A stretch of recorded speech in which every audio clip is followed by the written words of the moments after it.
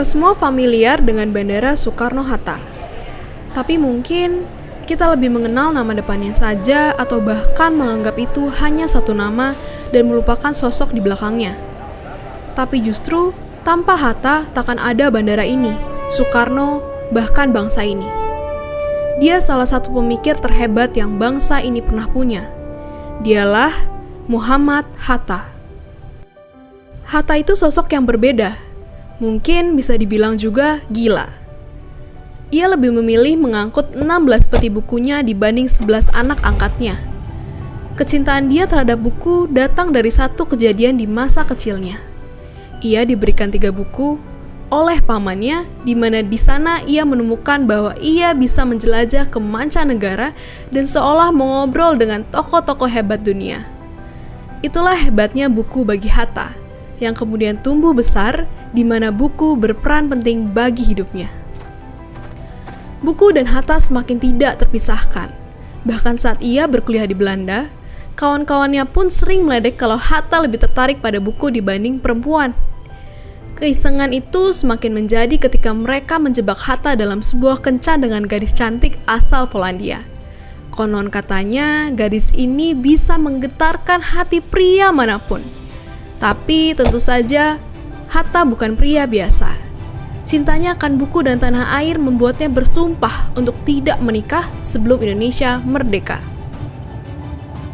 Ya, ia memilih fokus membela tanah airnya lewat organisasi pemuda bernama Perhimpunan Indonesia. Organisasi ini bagai wahana perjuangan Hatta di negeri Belanda. Di koran-koran, ia menulis kritik dan pemikiran yang lebih tajam dari peluru senapan. Tulisan-tulisan itu bikin Belanda ketar-ketir. Berani-beraninya seorang Bumiputra melawan, apalagi di negeri sang penjajah itu sendiri. Hatta lalu disegap, ditangkap karena dianggap menghasut kerusuhan. Akankah Hatta menyerah? Tentu tidak. Dalam kurungan penjara, Hatta menyusun pembelaannya. Lalu dalam ruang sidang yang mencekam, Hatta balik menghantam melalui pembelaan yang ia nyatakan dengan lantang dan tanpa keraguan. Hatta menuntut Indonesia harus merdeka. Dia menguncang hati lawan dengan pidatonya yang menggelegar. Hatta dibebaskan dan pemimpin baru telah dilahirkan. Kabar tentang anak bangsa yang mengguncang Belanda menggema hingga ribuan kilometer jauhnya. Kelak, mereka akan bersanding bersama sebagai Dwi Tunggal yang memproklamasikan kemerdekaan negara Indonesia.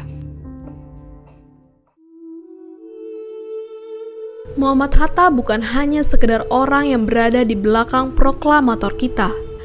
Mereka berjalan beriringan dengan hubungan yang memang penuh benci tapi cinta. Terkadang mereka bertengkar hebat lewat kolom-kolom di media massa, saling mendebat pemikiran yang tak jarang berseberangan ketika Hatta mundur perlahan ketika perbedaan itu semakin sulit untuk disatukan. Tapi di balik itu semua, mereka adalah sahabat karib, pasangan sehati yang namanya sulit dipisahkan dalam sejarah perjuangan Republik ini. Hatta selalu setia bahkan sampai penghujung hidup sang sahabat yang sangat dicintai olehnya, Soekarno.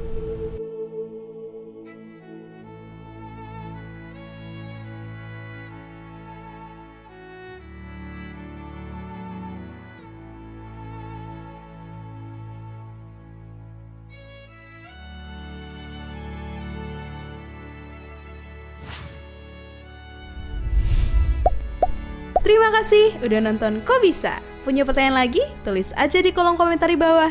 Keep asking and stay curious.